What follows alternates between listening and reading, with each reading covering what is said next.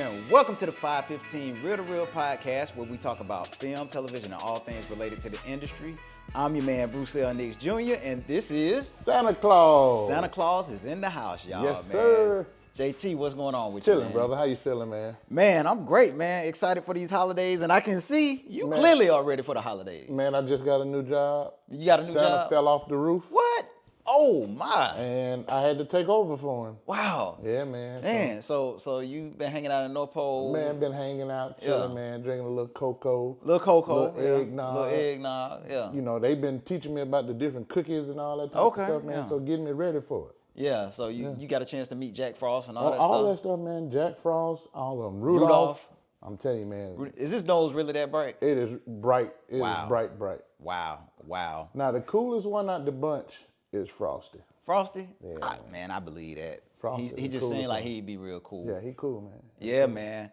So, man, what's up, guys, man? We're back with another show, man. The holiday edition, man. This is our Christmas episode, man.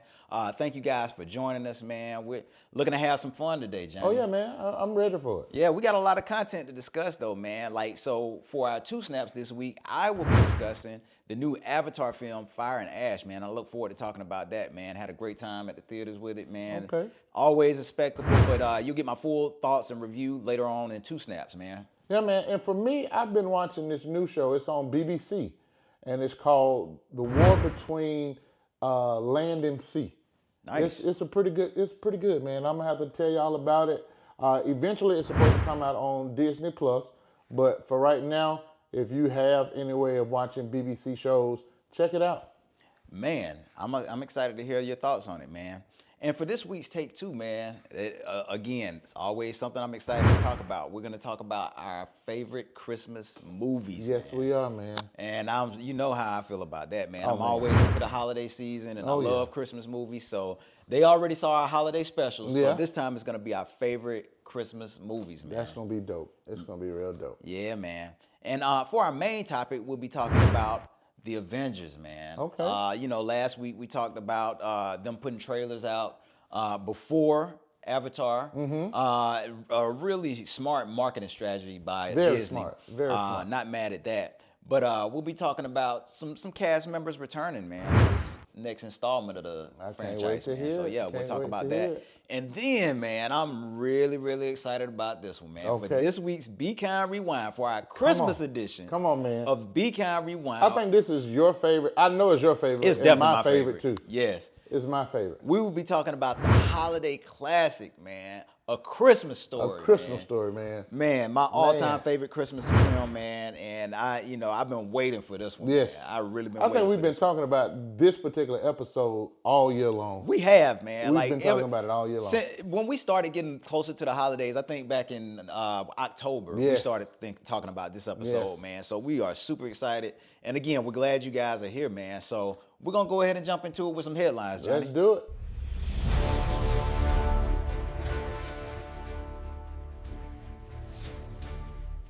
Man, Johnny, so for this week's headlines, man, I don't know if you've seen it in the news or not, but man, so there's a Different World reboot in the works, man. It's a new series in the works, man. Have you heard about this? I've heard about it. I've been waiting for it.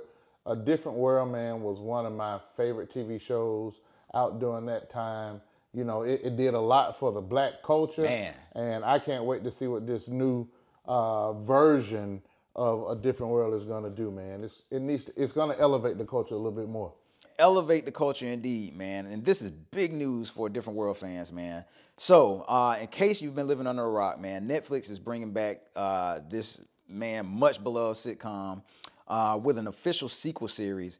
And it's just been announced that several of the original cast members will be returning to reprise their roles. Jasmine Guy, Kadeem Hardison, Cree Summer, Daryl Bell, all of these guys will appear in the upcoming series.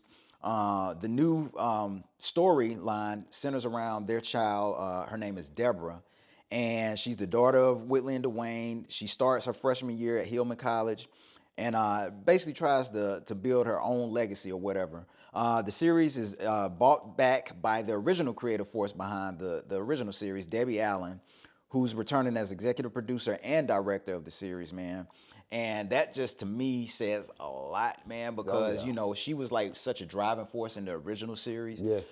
Because if you remember, like I think the first season, the focus was on Denise, and this Yes. was before Debbie Allen came in. But when Debbie Allen came in, the series completely shifted. Completely shifted, man. Completely shifted. And it opened up to all the characters. Yes. And to Yes. everything that they were dealing with from, their stories back at home to everything that they were dealing with on campus. Yep. So when Debbie Allen came in as the executive producer and director on that was season 2, right? She Season came in 2. on season It was 2. season 2. So the show just like you said, man, it completely changed its whole trajectory. The whole dynamic of the show was something totally different. Yes. And it was the show to watch. It was, man, and it gave America a glimpse at HBCU life. Oh man. yeah, it definitely made all of us want to go to. It really did. It made and that was the thing. It made a lot of people want to attend an HBCU, man. Oh, yeah. So like kudos to Debbie Allen and the creative team that's behind this. Normally when they announce these reboots, man, I'm normally like, Yeah. I'll just wait to see kind of what it is. But when they announced that she was a part of it, and then they're bringing back a lot of the original cast, and I guess it's like for a new generation. Yeah. And in a lot of ways, Grownish was somewhat like that, just not in an HBCU setting. Yeah. But like I said, I'll be interested to see how they tell this story and kind of move things forward with it. Man. Yeah, and I can see because of the Dwayne character and the Whitley character was so iconic. Yeah. On that campus, man, I can see that once they find out who their daughter is on this campus, that she's going to be in their shadow. Yeah. But she's going to try to branch out and do her own thing. So I can really see that happening, man. Yeah. I can really see that happening. happening. She'll have that country accent from Whitley? That would be dope. That would be dope if she did, if she was able to have that country accent. Because Whitley's accent, man, was very, very country. Yes, very country, man. Man, but look, what do you guys think? Man, are you excited about the new Different World series that's in the works at Netflix, man? Please share your thoughts. Let us know what you guys think, man. Oh, yeah. Yeah, man. So, another headline topic, Johnny. Not sure if you've seen this or not, but the Oscars, man. After 2026 and 2027, the Oscars will be moving completely over to YouTube. Wow. Yeah, and streaming on YouTube, man. They will be YouTube. Streaming the Oscars on YouTube, man, which is an interesting concept. Yeah, it is very interesting. When I saw that in the headlines, man, I was like, at first I was thinking like, why would you move it off of primetime TV and take it to any type of streamer? Yeah. But, not saying YouTube, it shouldn't be on YouTube. Right. But what I'm saying is, why YouTube of all streaming services and platforms? Why YouTube? Well, one, I think it gives them the opportunity, how like a lot of times, especially when they start giving their speeches, there's all these time constraints. True. And that's one thing you don't have if you're not on network. You That's don't have true. to You don't worry have about time the time constraints, man. And so I think that's probably a part of it. But then I think over the years, you've gotten more, like less and less people actually watching the Academy Awards. So it does open the Academy Awards open to a broader audience because, Yes. true enough, that network TV is American network TV. Right. I think that show is still shown in other countries. I think. Yes, it is. It is. So, but with it being on somewhere like YouTube, you're opening it up to the entire world. You definitely are. You're definitely opening it up to the entire world. I wonder, would you think it'll still be censored? As far as like the language or anything like that? I don't think so. I mean, because you don't have to worry about that. Yeah, on you don't YouTube. have to worry about that on YouTube. Yeah, there's not a lot. That's crazy censor. though. Yeah. That's crazy. I mean, it's gonna be interesting. It'll be man. fun to see, Yeah. the things that are being said and, Yeah. just, even get a chance to hear people's full speeches. Because some of those speeches are very good, very impactful, very meaningful. But then you get, like you said, the time constraints. You get them cut off or whatever. And so, but yeah, it'll probably be pretty cool. Yeah, and I have to correct something that I said. I said in 2027, but it's actually 2029 that it'll start airing on YouTube. Okay, and so we still got a few years. It'll be the 101st edition of the Academy Awards at that point. Okay. Yeah. Gotcha. And also under this multi-year deal that they struck, it's going to run through 2033.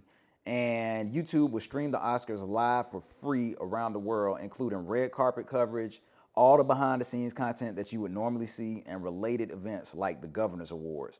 will all be viewed on YouTube.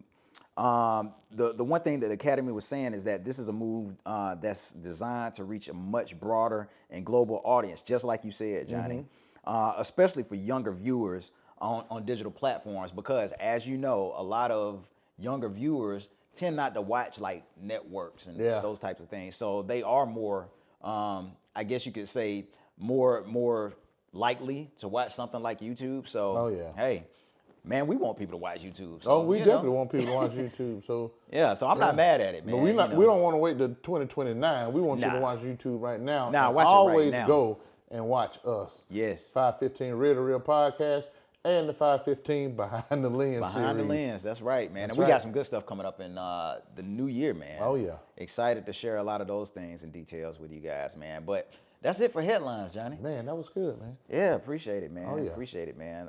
And there's a lot of other things that we have coming up that we will be discussing later on in the show. Oh, yeah. But, man, those are like our little short, quick headlines, Hey, man. Yeah. We trying to get into these movies, man. We trying to get into man. this Christmas movie deal thing. That's what we want to talk about. But next up, man, it's Forged in Steel.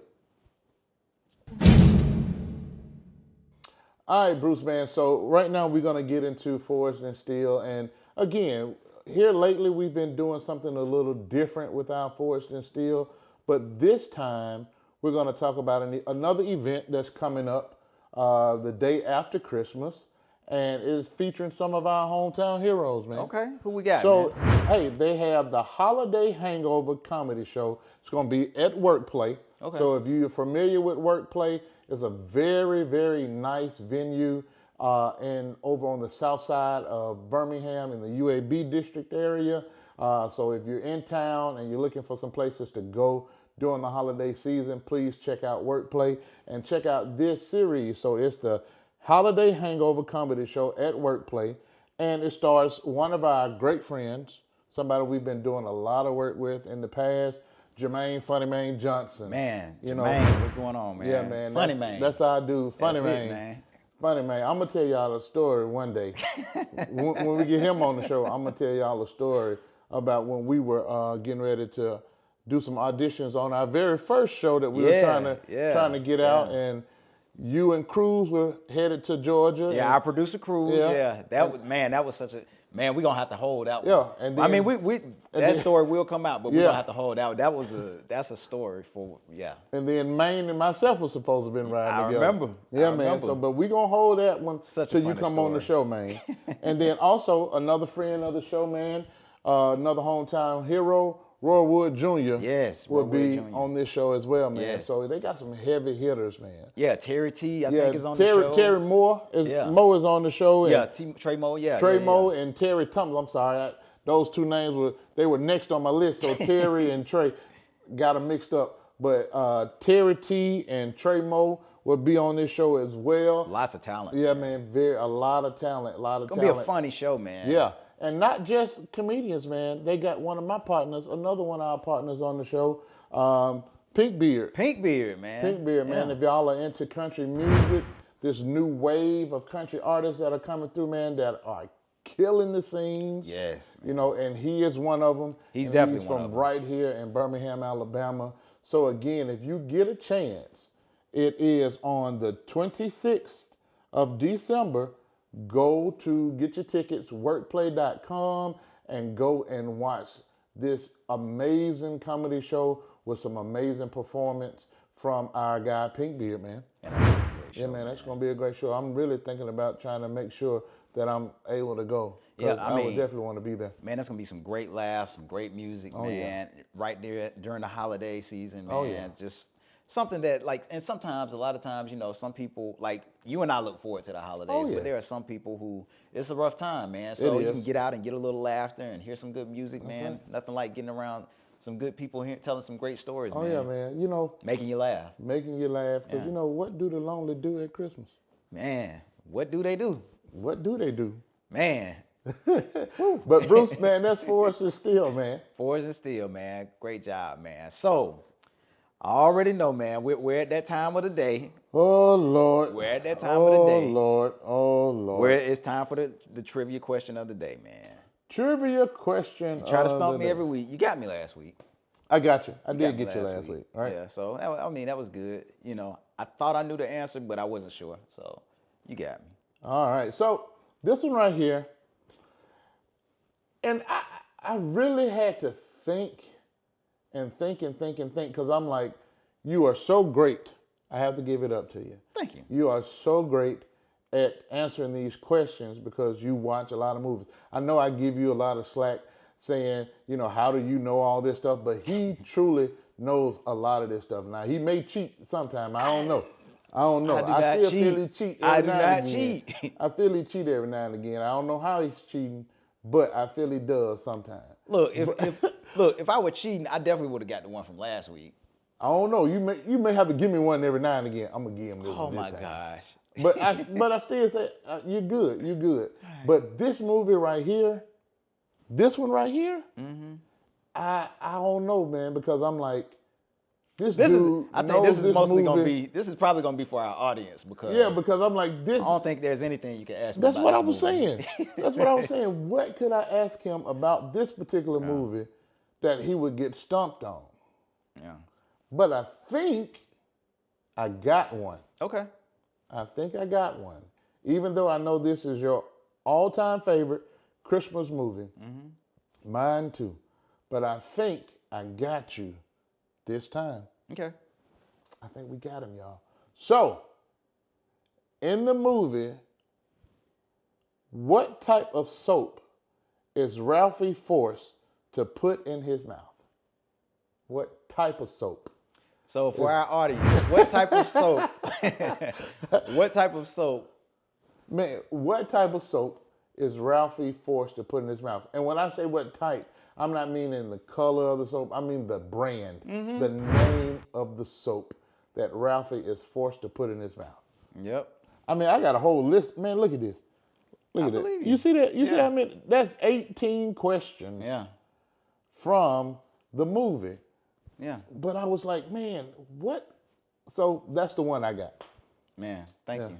Oh, he said, oh, that was a lot. Thank you. Oh, man. Well, hey, we're on the same team. You win, we win. That's right, man. But hey, if you guys know the answer, leave it in the comments below. That's right. Or send us an email. Let us know what you guys, if you have the answer to it. I believe I may have the answer. But we shall see at the end of the show. We shall see at the end of the show. So, man, now it's time for us to get into some holiday classics and talk about some of our favorite holiday movies, man. That's right, man. It's time for Take Two, man. Take Two.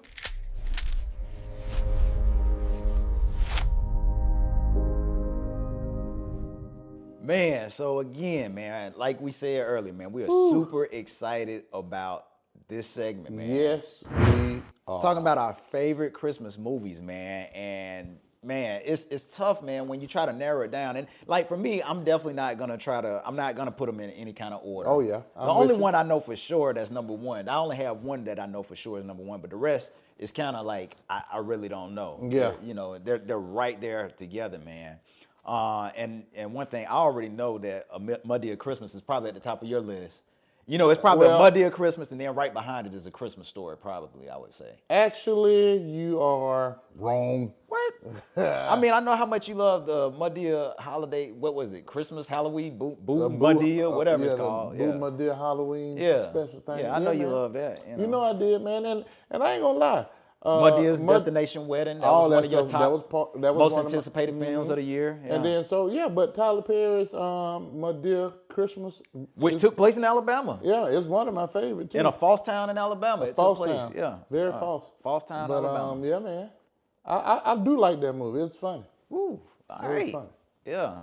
Glad we didn't do no 2 snaps on that. Yep. Nope, glad we didn't. But, man, we're going to get into it, man, and we're going to share our favorite Christmas movies, and you guys let us know if you agree with us or not, man. So, Johnny, what's at your number 10 spot? Man, well, not necessarily in order, I'm kind of like you, man. I could not put these movies in any kind of order because I would do them a disservice. Right. Because out of all movies, I want to say possibly Christmas movies are my favorites. Yeah. I love sci-fi, and things like that, but I think Christmas movies are my favorites. They're probably playing in my house from Thanksgiving to the first of the year all day long. So that's Same all here. we do is Same Christmas movies.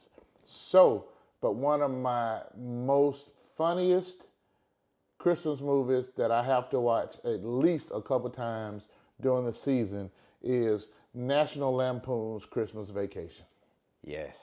Yes. That is definitely a classic, man. Yes. Starring the great Chevy Chase. Yes, Chevy Chase, man. Clark Griswold. Yes, man. sir. Yeah, Cousin Eddie, man. Oh, man, come on, buddy. Such a classic holiday Such a film, classic. man. Yeah, Such man. a classic, Yeah, man. man. So, and this one is probably gonna surprise you, man. Okay. It And- gotta be. And again, not in my Banana top, Man. not in my, It's a not Banana Christmas. Man, not Banana Man, but it could be like a Face Off or something. Face Off with Yeah, Banana Man? No, it could be like a Face Off. Oh. Face Off. Face Off? No, I was but gonna say, wait a minute now. The Family Man starring Nicolas Cage. Okay, I like that. That was a good one. I love that movie, man. Yeah, 'cause it if was you just said like Face Off, I was gonna say I know Die Hard is a Christmas movie. I know it. But no, the Family Man with Nicolas Cage Yes, and that's a good Don one. Cheadle. Yes, that's a great movie. Man, I love that movie. Taylor Leone, man, like just a movie with a lot of heart, man. It's showing him as this guy who was pretty much all about business. And, Yes. like he didn't care about the holidays, and then he was shown this alternate life that he could have had with his college love. Yeah. And they had a family together, and man, just such a great film. That was a man. great film. He realizes that, man, what he was missing all the time, he put into like just work, and he could have had so much more. And so it just one of those things that make you think, and it's really what the holidays are all about. Oh yeah, definitely, man. Man, this list is so strong, man. Ooh, it's crazy. I don't man. know, man. I don't know. Yeah. But another one of my favorite movies is Christmas with the Cranks. That's a good one, man. That's a Tim good one. Allen, Yeah, Tim Dan Allen. Aykroyd, Jamie Lee Curtis. Man, it was a very funny movie, man. Yeah. It was about they always put on this big elaborate Christmas party every year. But this particular year, Tim Allen convinces his wife, who was played by Jamie Lee Curtis, to go out of town. Let's go to like the beach or, somewhere nice and sunny for Christmas because they thought their daughter wasn't gonna come home. Yeah.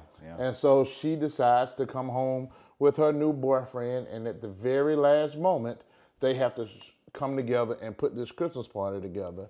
And the whole neighborhood is upset with them because they didn't want to do it, but now they come together to make it happen for their daughter and her new boyfriend. Man. So yeah, man, Christmas with the Cranks. Hey, another good one, man. You can't go wrong with, man. So my next, I guess Christmas film. We actually talked about it a couple weeks ago on the podcast for our Be Kind Rewind.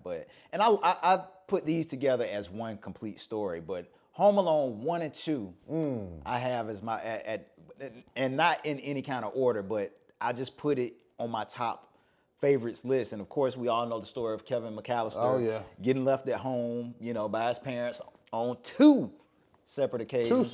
One time he was lost in New York. Man, that's them. With the pigeon lady. With the pigeon lady. With the pigeon they lady. should have. Social services should have took Kevin, but it's a movie. And here's the thing, man. There's a debate which one is better, 1 or 2. Man, they're right there together to me, man. Because there's certain things about each one that I absolutely love, man. So I can't choose one over the other, man. And again, I'll say this: Buzz was the villain of both films. Buzz was the villain in both films. You was the bad guy, Buzz. Yep. I wanted to put those on my list, but I knew we had just talked about them, and there's so many out there, man. Yep. So the next one for me is, I have to watch it every year, it's This Christmas. Man, that's a great one, man. With the great Loretta Devine. Yeah, man. Idris Elba. Yeah, man. Chris Brown. Yeah, man. And Daryl Orlando. Yes, man. Yeah. Mr. Joe, man. Mr. Joe. Yeah. And, and I believe that movie, or part of that movie, was supposed to have been filmed here in Birmingham. No, that was Almost Christmas. That was Almost Christmas. Almost Christmas. Well, it's on my list too. Yeah, I love that movie as well, man. But yeah, This Christmas was a great movie, man. About the Whitmore family. There you go. Coming back together for the holidays. Together for the holidays. That's right, man. I mean, you got Idris Elba, as a jazz musician. Man, yeah. Man, that was cool though. Yeah, it was, was really cool, cool. man. Regina King Yeah, was Regina in it, King man. was in it, man. Some great cast, Yeah, man. great cast. Yeah. Mekhi Phifer. Yeah, you Yeah. see how he tried to show me up. I said, "Oh no, that wasn't that movie. That was this movie." You see how he did? Hey, I know these movies, man. Man. So what But you got next? That's definitely a great Yeah, one. that's a great one. So again, another film that we discussed just last week. Okay. The Best Man Holiday, man. Yes. It's Oh, on my yeah. list, man. It's one Oh, of my yeah. all-time favorite films, not just Oh, yeah. Holiday. And I absolutely love this film. It's full of heart. The brotherhood between all of the characters, especially between Harp and Lance. Yeah. Despite everything they went through, they're able to come back together and celebrate the life of their friend Mia, who just passed away. Yeah, man. And wanted everybody to come back together, man. But for more in detail, please go back and watch last week's episode. That's right. Of the Real to Real podcast. That's right, When man. we did it for our Be Kind Rewind. But yeah, that's another one that's on my list. Okay, and so Almost Christmas is on my list too. But since you just told me the last one wasn't the one that I was talking about, so Almost Christmas is on my list, and then I'm gonna give you this one. Jingle All the Way. Man, okay. Jingle All the Way. So we're gonna go ahead and that's on my list as well. Okay. So I love Jingle All the Way. The Jingle All the Way is actually my nephew's favorite Christmas film. Okay. That's his favorite Christmas film, man. Because I remember when he was coming up, he always used to want a Turbo Man. Oh, he Turbo saw it, Man. He saw that Turbo guy, that Turbo guy, the one that does the thing, Look at it, man. You got all the sounds, man. Man, that's my movie right there, man. But tell them the premise of the story, man. So, man, with this movie right here, who stars Arnold Schwarzenegger. Yep, Arnold Schwarzenegger and the great comedian Sinbad. And yes, got to give it up to Sinbad. Man, he does not get his just due, man. But love he does Sinbad. not. He does not. He killed it in this role as Yes, Myron, he man. did. Myron Yes, he was my did. guy. So they're both after this doll, this Turbo Man doll, for their kids for Christmas. Yep. And so, I mean, they are going all over the town trying to get this one particular doll. Arnold Schwarzenegger has even gone to like a fake toy shop, not a fake toy shop, but like a place where they make toys to try to get a Turbo Man doll. And it wasn't a Turbo Man. I don't know what it was. It taught Spanish or something. Yeah, did something, man. It was crazy. He's And like, then where's your Christmas spirit?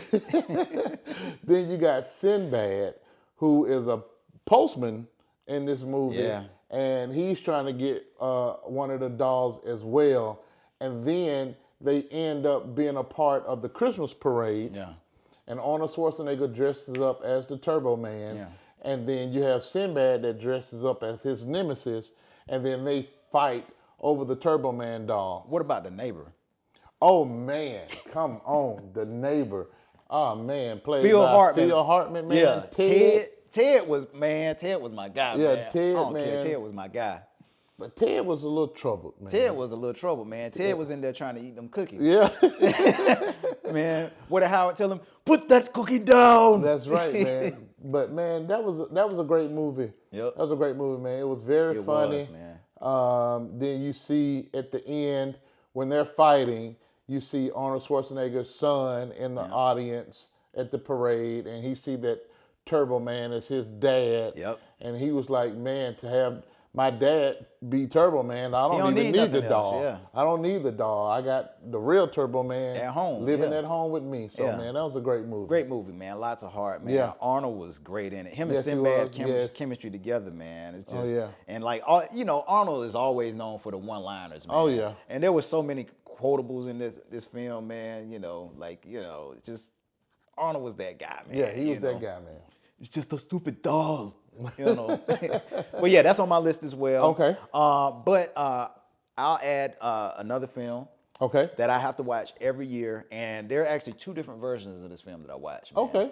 But the Charles Dickens classic, A Christmas Carol. Oh, man, definitely. But the versions I like the version with George C. Scott and the Patrick Stewart version. Okay, yeah. Those are the two versions that I have to watch every year, man. But I love A Christmas Story, A Christmas Carol. I'm sorry, I'm getting ahead of myself. Look at you, getting ahead of ahead of yourself. myself. But A Christmas Carol, which tells the story of Ebenezer Scrooge, which we've seen many different variations of. Yes. You know, but you know how he was an old miser who hated the Christmas holiday season. He Bah always was humbug. working, and Yeah, man. you know, he just lost out on a lot. And you know, he's always seen.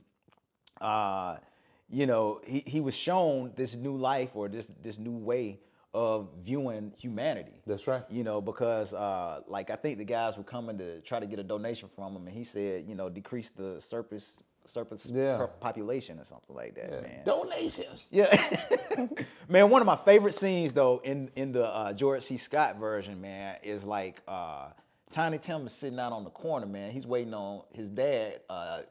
What was his dad's name? Crockett. Yeah. Was it? What was his What'd you dad's say, name? Jiminy Bob Crockett? Crockett. Bob Crockett. He was waiting on his Jiminy dad. Cricket. He was waiting on his dad to come out and you know, leave work and stuff. So he's sitting on the corner, and so Scrooge is coming out, and he's like, "Hi, Mr. Scrooge." And Scrooge just looks at him. He said, "Don't beg on this corner, boy." I'm like, man, it's just a little I'm kid, waiting and he for got my the little, daddy. you know, and he got the little thing, you know, he can't cane even on walk, him and you know. everything. He just waiting on his dad. And then he shows tells how him- much he knows his one employee's Right. family. And he tells Tiny, like Tiny Tim tells him, he's like, "I'm not begging, sir. I'm waiting for my father." And he says, "You'll have a long wait, won't you, boy?" Heartless, man. Heartless, very, very Heartless, man. But yeah, A Christmas Carol. That's another one on my list, man. Okay, so the next one on my list, man, when I tell you it is possibly the funniest Christmas movie I probably have ever seen. Okay. Not saying this is my favorite, because Okay. it's not my favorite, but in terms of being funny, Yeah. it takes the cake. Okay. Friday After Next.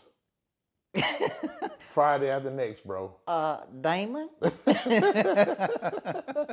Friday After Next is funny, man. Friday After It is Next, funny. boy. It's the movie that introduced us to Money Mike. Yes, sir. Damon.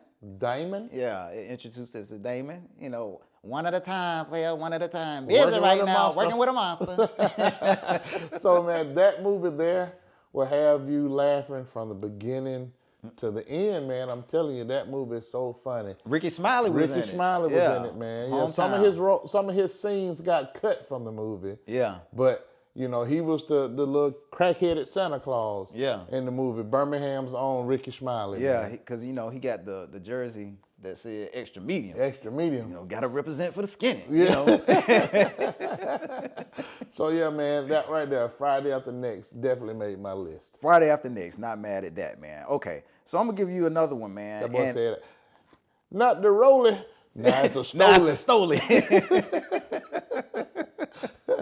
Oh man, that movie has a lot of quotables as well. Oh, yes, man. it does. A Yes, it lot of does. quotables, man. Yes, it Especially, does. especially from my guy Cat Williams, man. Man. That's the movie that made Cat Williams a star, man. Yes, it is. It Yes, it is. is, Like man. Ice Cube has been known for making people stars. Oh, man. yes, That's the yes, movie. yes. Like both he and Terry Crews. Yes. Like after that film, like really just took off, man. man. So shout out to Ice Cube and Friday After Next. Say it with me. Holy moly donut shop. Come on, man. Go on to your next movie, man. I keep going with this one. It was great, man. And the great John Witherspoon. Man, come on, You Pops. know, man, and then Don D.C. Curry. Don D.C. Curry, Uncle Come on, Elroy. man. Uncle Elroy. This the Anna Marie thanks I Horsford. get. Yes. Come on, man. Great. Yes. Yes. You yes. had some more. Some More come was on, in it, man. yeah, It yeah. was so many people. So many people, man. So many people. Such a great film, man. That boy said, "What happened to Sugar?" I kicked her to the curb and got with her sister. That boy said, "You gonna catch something." Miss Pearly. Miss Purley.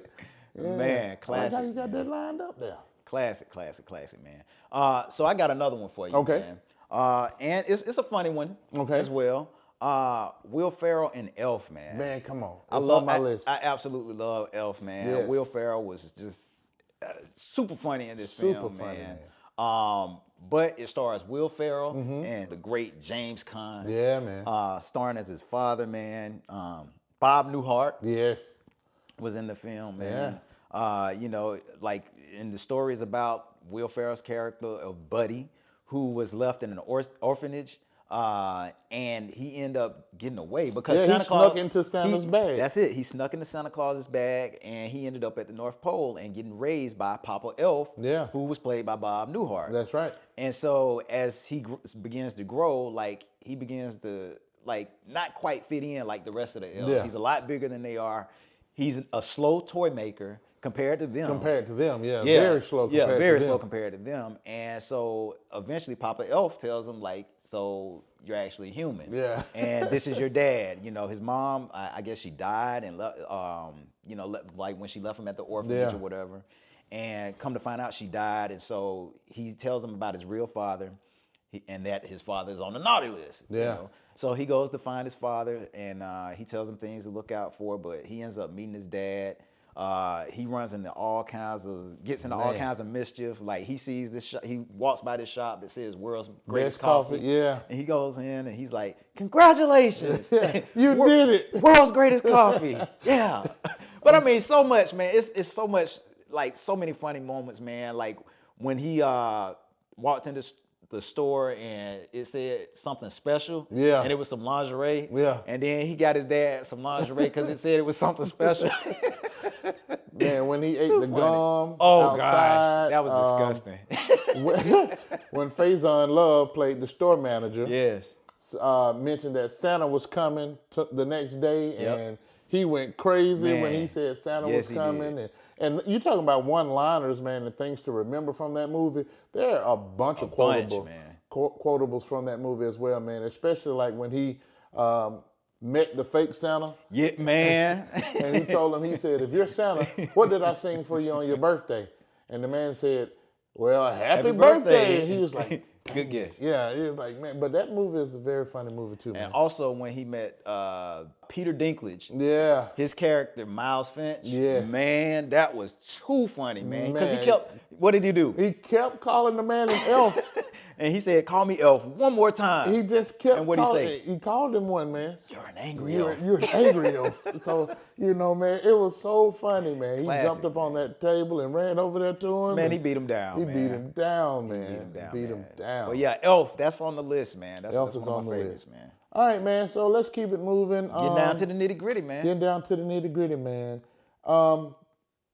This one right here, I love watching it with the family as well. The Polar Express. Oh man, that is a great Polar film, Express man. is a Tom great film, Hanks, man. Tom Hanks, man. Yeah. Great one. That's a great one, man. I mean, is. there's not too much you can say about this That one. film I mean, is like to me, it really is about the magic of yes, the season. it's about the man. magic of the season. And believing. Yeah. You know, 'Cause that's what it's all about. It's all about believing because there's nothing like that feeling of, you know, the part of the magic of Christmas is believing. That's right. You know, and that's whatever you believe in, man. Just believing in something that, you know, that gives you the magic of the season, man. That's right. So much heart, man. Oh yeah. You know, and it's about discovery too, because Definitely. the kids all discovered something about themselves. They discovered something about themselves on that train, man. But Yeah. yeah, Polar Express, that's a great one. It is a great one, man. So next up on my list, man, I have another great film. Mm-hmm. How the Grinch Stole Christmas, man. Definitely. With Jim Carrey, man. Definitely. Directed by Ron Howard, the great Yes. Ron Howard, man. I absolutely love this film. I remember when they made the announcement that they were going to be doing like a live action version of the Grinch, because I grew up watching, you know, the Christmas classic cartoon, How the Grinch Stole Christmas, the Dr. Seuss classic, of course. And when they announced Jim Carrey would be playing the Grinch, I was like, man, this is perfect casting, man. And he was absolutely amazing. He became the Grinch, the embodiment of the Grinch, man. He was a mean one. I mean, they told, like, the thing I love about this film is they told the backstory of the Grinch, like why he became the way he became, and, you know, went into seclusion for all these years. The relationship with Cindy Lou Who, and just everything about this film, man. It was just so great. Jim Carrey was perfect and born to play this role. Yes, he was, man. Yeah. Yes, he was. Now, another one for me, and I know we're getting down to it. Yeah. But I thought we were supposed to only do 10. We probably did more than 10 each No, already. we actually haven't. We're You still sure? in there. Yeah. Okay. We're still in the because ballpark. we could probably keep this going the rest of the show, but I know we got other stuff to do. Yes. But man, this one is great. It's a movie from someone probably outside of the community. A lot of people may not have heard of this director, but David E. Talbert Okay, yeah, and yeah, yeah. Jingle Jangle. Yeah, it came out a few years back, Yeah, probably it about three, came 4 out years back. about 3 or 4 years ago, Yeah. man. So, Is that that's the well, one no, with it Forrest came out. Whitaker? Actually, it came out in 2020. During COVID. You're right. Yeah, You're it right. came out You're right. during that Yep. time. Stars Forrest Whitaker in the movie. Man, it is a great movie. You get to hear Forrest sing in this movie and everything, man. So it's a great movie. That's actually one of my goddaughter's favorite movies, man. Yeah? Yeah, yeah. Shout out Shout to out to Lyric. Yes, shout out to Lyric, man. Yeah, man. So yeah, that's a great movie. Yeah, I love that movie as well, man. man. All right, so like you said, we're getting down to it. So one of my last films, I Okay. think we still got two more to do after this. 2 more, okay. But one of my last films, A Miracle on 34th Street. Oh, definitely. That's one of my all-time my favorite list, too. movies, and I'm talking about the original. I like the newer version as well, but it's just something special about that original version, the black and white version of A Miracle on 34th Street. Oh yeah. It chronicles the story of a guy named who calls himself Kris Kringle. Mm-hmm. He starts working for Macy's as their mall Santa, Yeah. or whatever, and he starts sending people over to the competition, Yeah. or whatever. And they're like, "Man, what's going on with this? Like, why is he doing that?" But then they find out that like a lot of parents appreciate what they're doing and say like, "Hey, as long as you're doing this and you're putting the people first, we will always shop here." And they're like, "Okay, this is our new campaign," and so they start a new campaign. But there are others who like are not so happy with Kris because right. again, his name's Kris Kringle, and so they're determined to do anything they can to make them think that he doesn't belong there. And so they like this one particular doctor makes them think that he's crazy or whatever because he believes he's Santa Claus. And I mean, the film stars Maureen O'Hare, Gwen Edmond played Santa Claus, John Payne, and the great Natalie Wood Yes. as Susan, man. Such a great film. And one thing about Kris, he wanted them to, believe, especially like Susan's Yes. character, Natalie Wood's character, Susan. He wanted her and her mom to believe in the magic of the season and more specifically in him. Yeah, and him. And so like, once he ends up getting admitted to like, psych ward or Yeah. whatever, like he ends up failing the test on purpose.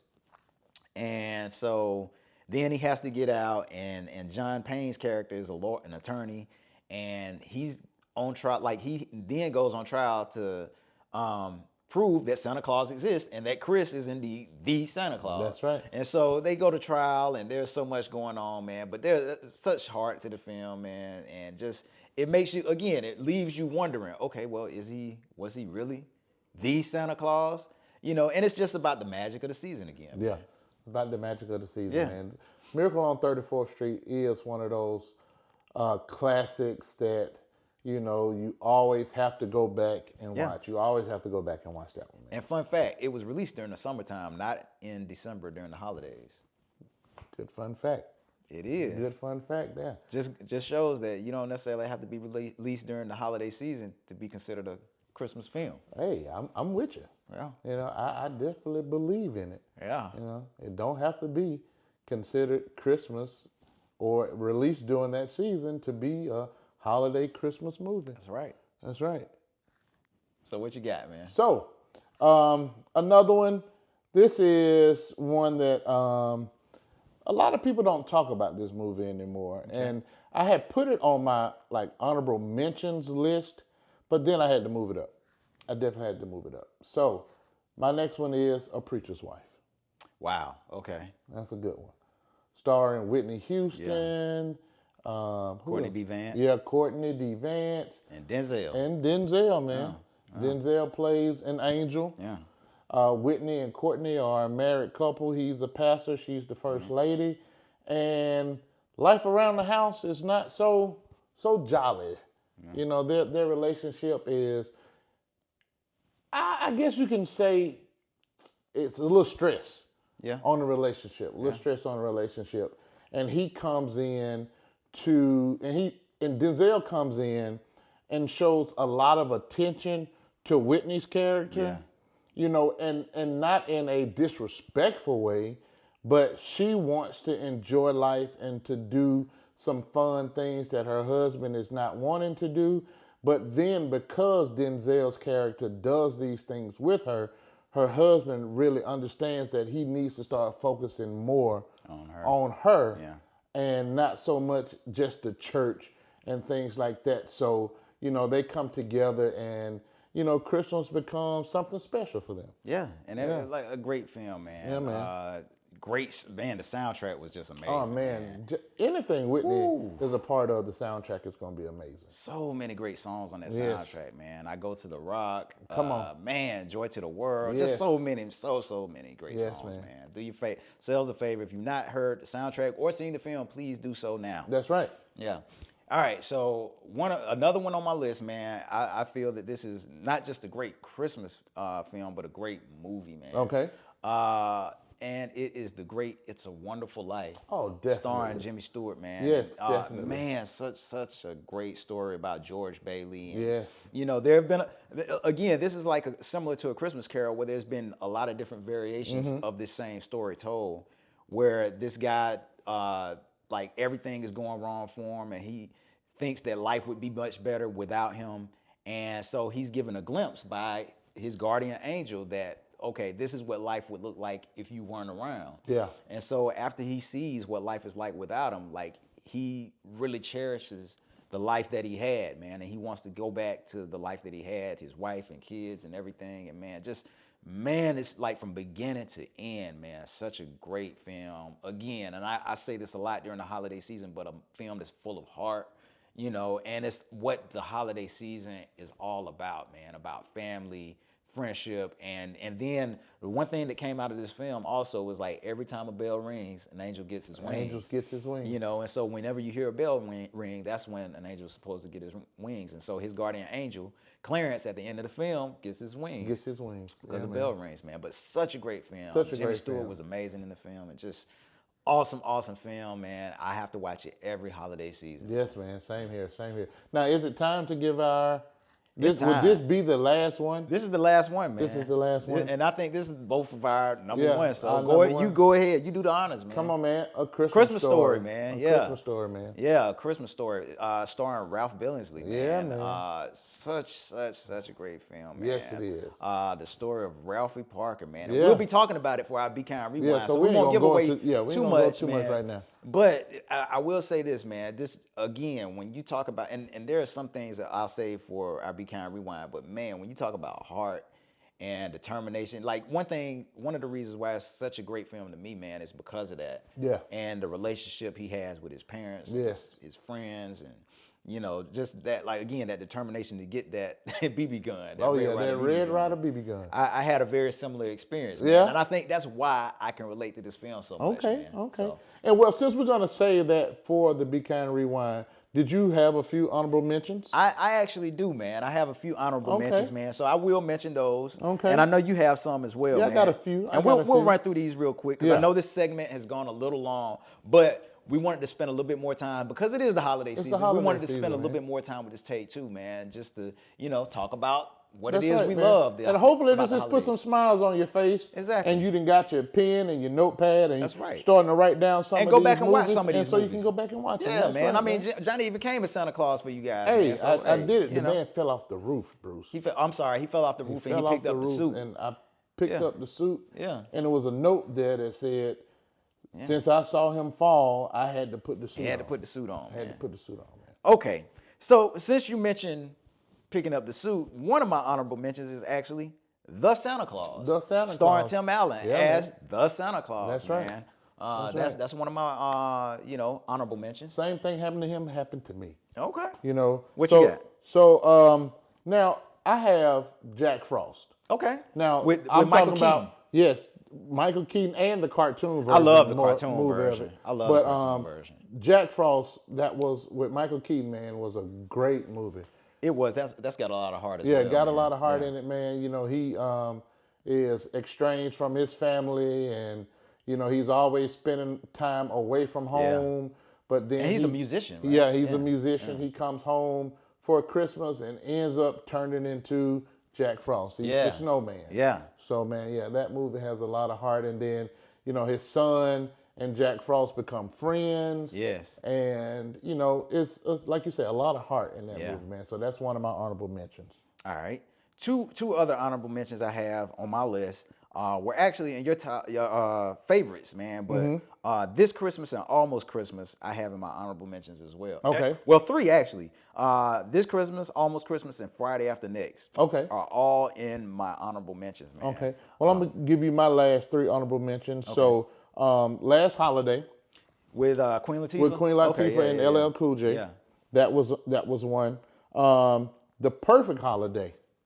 That was with Morris Chestnut. Morris Chestnut. Okay, yeah. Regina, Gabrielle Union. Gabrielle Union, Charlie Murphy. Yeah. And it had Cat Williams. Cat Williams was in this one as well. So that was one of them. Okay.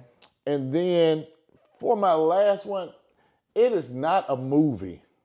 Okay. But it is a TV episode. Okay. About Christmas. Okay. And it was the Sanford and Son episode where Lamont is playing the ghost of, was it Christmas Past? No, not Christmas Past, but Christmas Present. And it's when Fred goes and he gets to see his past, his present, and his future. Okay. You remember that episode? You don't remember the Christmas me on episode? that one. I don't remember that one. Man, dude, you're going to have to go back and watch that episode. I have to go back and watch that. I love Sanford and Son. You have to go back and watch that version. And it is super funny, you know. And so it had to, even though it's not a movie, it had to make it to my honorable mentions. Okay. So if you have not seen it, go and look at Sanford and Son and find that Christmas episode. I'm telling you, you're going to enjoy it. Wow. Okay. I'm definitely going to look for that, man. I got a couple more, and I've talked about this before. Santa Claus, the movie. Yes. That was one. Ernest Saves Christmas was another one. Scrooge. Oh, man, Scrooge. Scrooge was on my list. Wow. Forgot about that one. A new one that I'm looking forward to watching every year is Unexpected Christmas. Definitely. We had the producers on the show. Definitely. A while back. But man, there and this isn't actually a movie, but it's actually a cartoon. Okay. It's a cartoon called Murray Saves Christmas. Murray Saves Christmas. I know a lot of people probably have not heard of this, but I believe it came on NBC back in the day. Okay. Not too long ago. Probably a few years back. It's less than 10 years old, I would say. But man, it's a cartoon, and I would say that it's not necessarily for kids because there's a lot of jokes in there that would probably go over kids' heads. Okay. And it's very funny. Cartoon, man, and yeah, Murray Saves Christmas. If you haven't seen it or heard of it, please look it up and do yourselves a favor and watch it. But watch it as a grown-up. Yeah.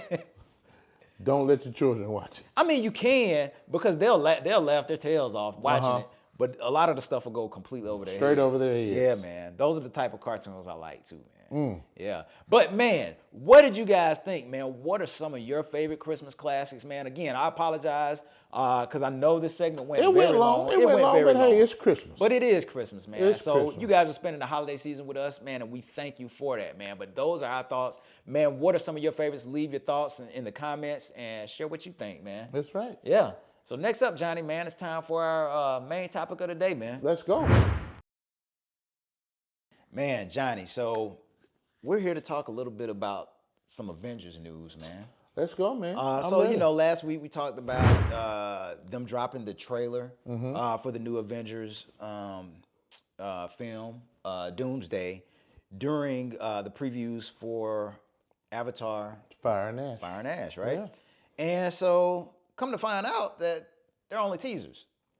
So it's not a trailer. It's not a full trailer, man. All it is a teaser. And I think each week they will be dropping trailers or teasers for the new. I mean, it's a year away, so it's expected that they wouldn't have, a full trailer right now. But they're dropping these teasers leading up to. I guess maybe they'll do a full one at some point. But each week, and it's great promotion by Disney for this, man. Because a lot of people are going to the theaters just to see the trailer. And some people are angry. I think when they had the screenings for Avatar Fire and Ash, a lot of people were angry because they didn't show the teaser and walked out.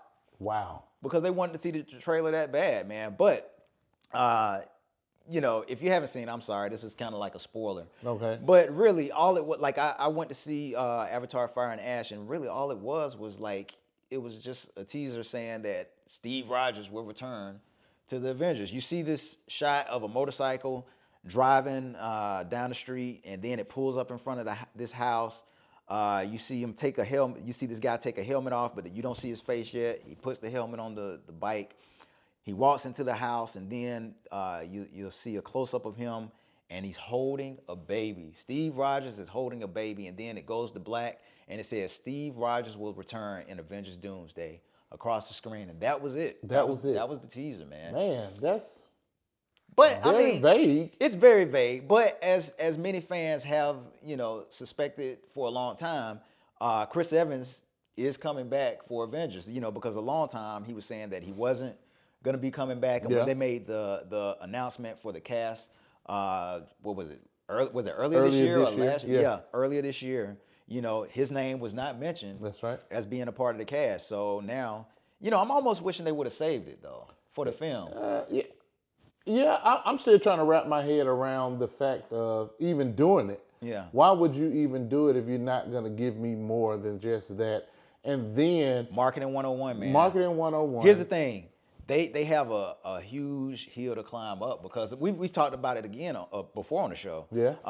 That this film has to do well. Oh, it's going to have to. And marketing is going to be key. And you put it before the largest, one of the largest films ever in Avatar. And that's the only way you can view it, because, these days we live in a digital world where you can go put it online and everyone can see it. Pop up right then. But no, the only way you can watch these teasers is you have to go to the film, see Avatar Fire and Ash. But it's going to be a different one each time. Each week, every week. There will be, there's been rumors of okay, so one week is so this week it was Captain America. Next week, I think they're going to do one with Thor. There may be one that's Dr. Doom, related or whatever. I don't know, how many of these they're gonna do, four or five. Wow. But man, yeah, it's that's definitely different. It's great marketing, man. It's definitely great marketing, and I guess sometimes when things are so great, you probably can't wrap your mind around the reason why. Yeah. It just works. Yeah. So I can see it's working, because it's driving people to go to the movie just to see it. Yes. Even though some of them are getting mad afterwards. Yeah. It's still driving them to the movies to see it. Because it's not long at all. It's again, when I say it's a teaser, that is all it is. It's not a full trailer, but I'm sure that'll come later. Yeah. At a later time. But I mean, again, this film is 1 year away, so I mean, there's no need to blow everything so soon. That's right. Just some things you got to hold on to. Yeah, you just got to hold on to. Yeah, man. But with that announcement that Steve Rogers is coming back, man.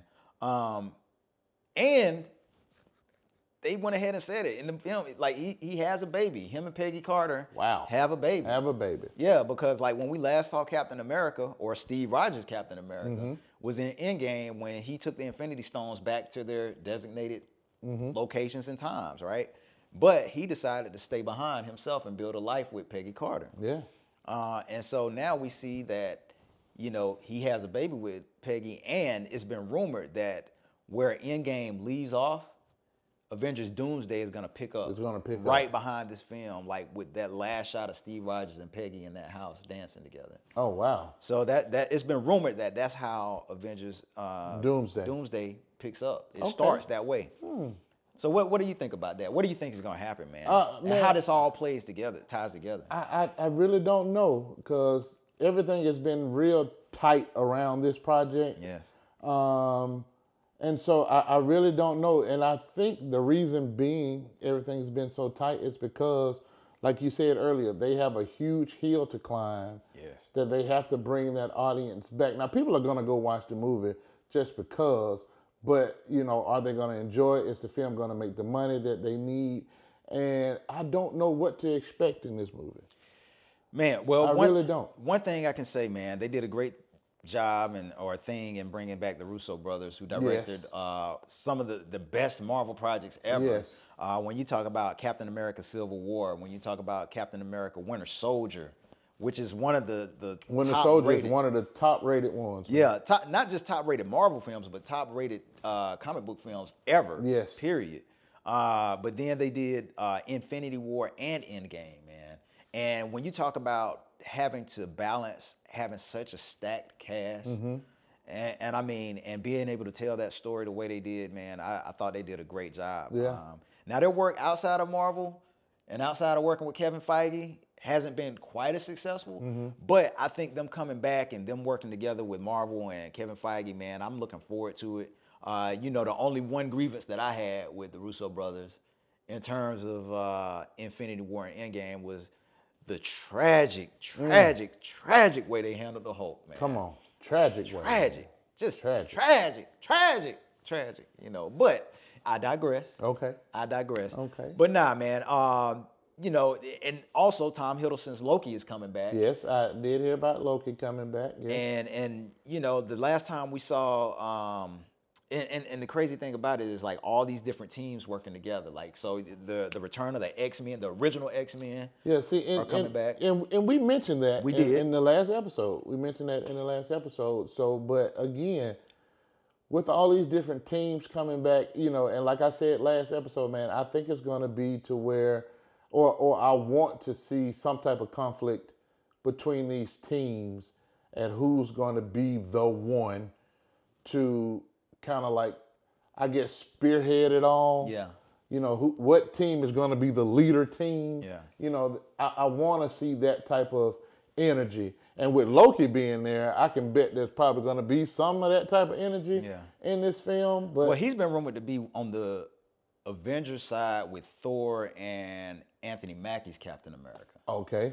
So there's that, and then of course you have the Thunderbolts or New Avengers as they call themselves. They should have stayed at home. And come on, man, stall them out, Debo. Man, they should have stayed at home. Stall them out, man. They all getting coal in their stocking. Come on, man. Hey, but what? And then you have the Fantastic Four. Yes. And Reed Richards is seen as being the smartest man in this universe. You know, a role that Tony Stark, I believe, once held. So it'll be interesting to see, like, is Reed gonna lead the team? Is Doctor Strange gonna lead the team? There's been no mention of Bruce Banner being, you know, with them. So we don't even know if he's gonna be in the film or not. But you know, all of these are questions that you know will be answered, I guess, in next year. Next year, man. Yeah, next year. It's Gotta crazy wait. to think about, man. But Robert Downey Jr. as Dr. Doom, man. Like, what do you think about that, man? I mean, especially after playing Tony, he's been being Tony Stark and Iron Man for all these years, but now he's playing the guy, the villain. The villain. I mean, and what do you expect from Dr. Doom, especially following Thanos, and then remember what happened with Kang the Conqueror? So, as I said before, I feel that even if Kang comes back, it's gonna have to be to where he's definitely gonna have to prove himself. But we're talking about Dr. Doom. So with this character, man, and they've been setting it up for the longest.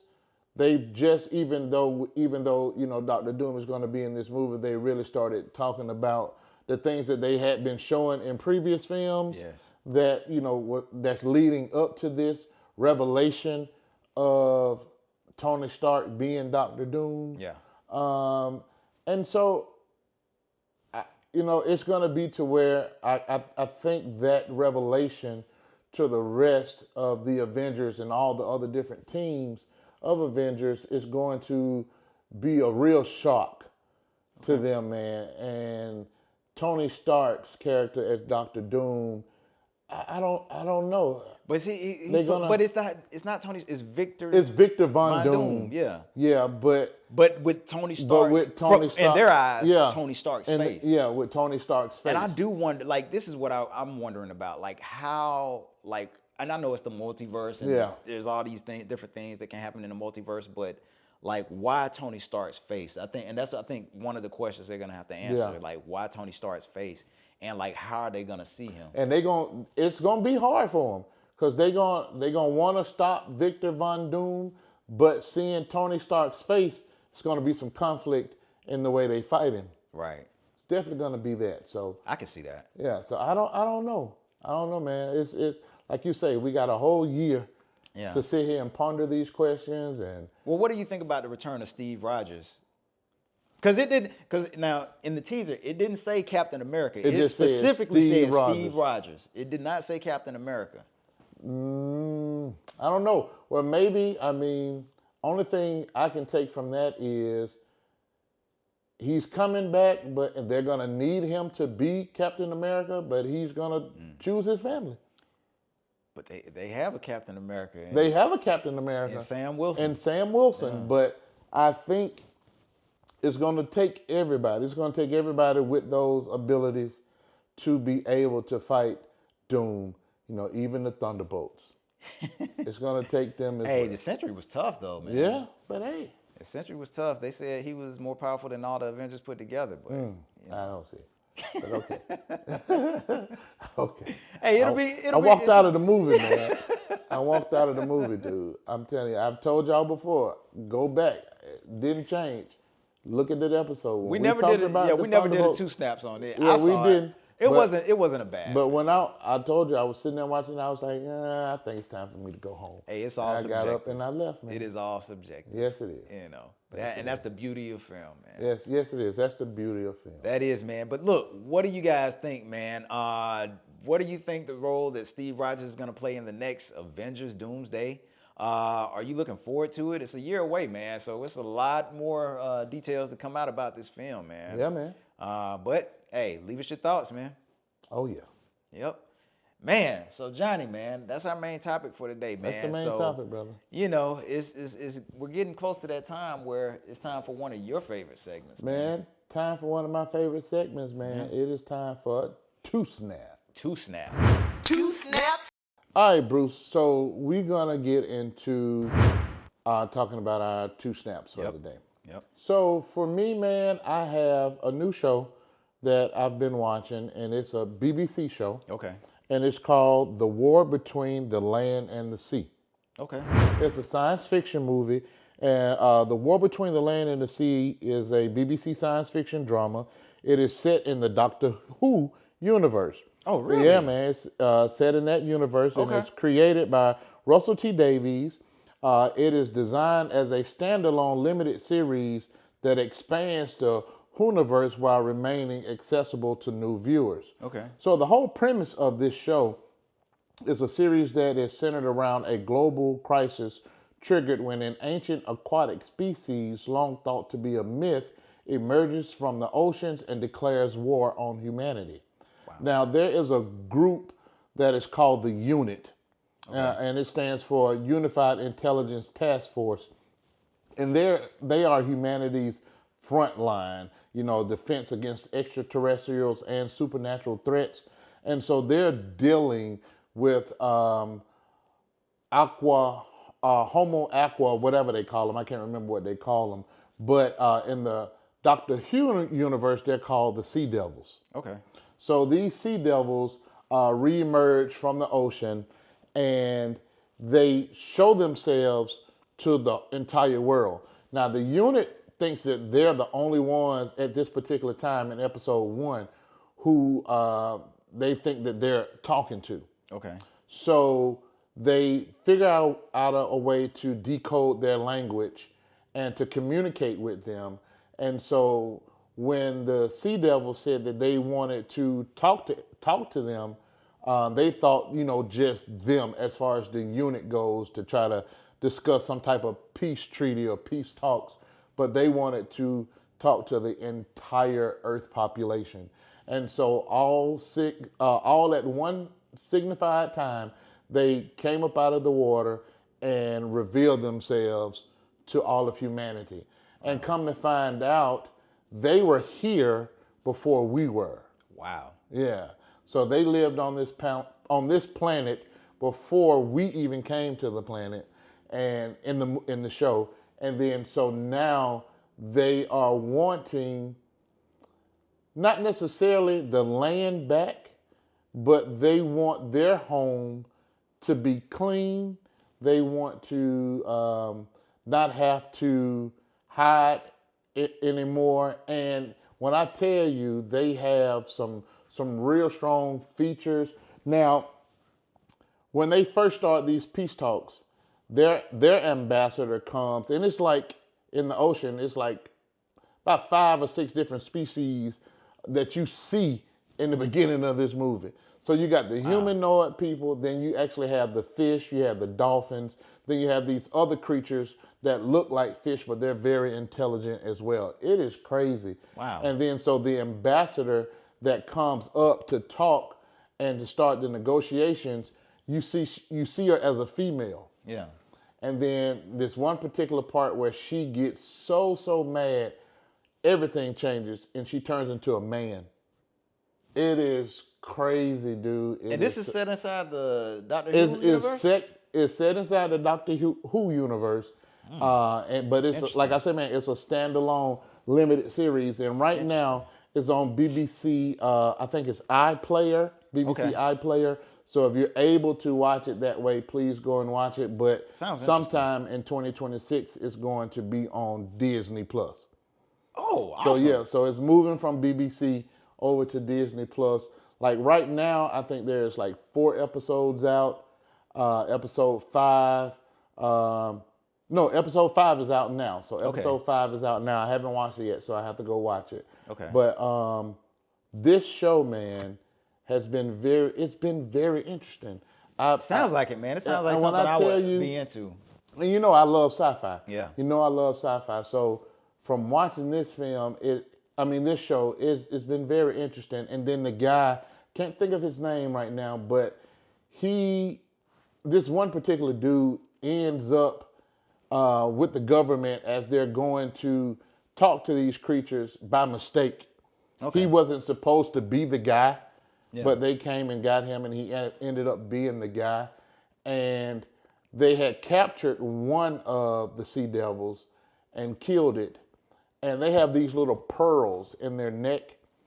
And that's how they, I guess, like capture memory and be able to see what the other one can see. And so they had this dead sea devil just hanging there on the wall. And he came and stood in front of it. And he kind of like gave the sign of the cross as like a respect to the dead. Yeah. And because of that, they only wanted to negotiate with him. Wow. They wanted him to be Earth's ambassador. Man. Yeah. It's crazy, man. It sounds like it, man. Yeah. It sounds like there's a lot going on. Man, it's a lot going on. Seems like this is one of those shows you have to really like watch. You have to. From the beginning. And you have to. Yeah. You have to. And one last thing I'm going to tell you, it's when they were talking about the pollution and all the stuff that's been put into the oceans and the waterways as far as the plastic and everything like that, and you know all the chemicals and everything that they've been dumping, oil spills and all that stuff that has happened in the ocean. And the ocean creatures wanted the earth people to clean it up. Yeah. And they were saying that, you know, in order for us to clean all the oceans, it's probably going to take about 40 years. Whew, good. They said it would take 40 years. And now the sea creatures are saying, why should we live another 40 years under these conditions? We don't even want to live like this another day. Yeah. You know, and you're telling us it's going to take 40 years. And so the dude that they had chose to be the ambassador, he was like, well, if we could clean it up right now, we would. And she asked him, so is that what you want? And he was like, yeah, but we can't. And she was like, well, we can.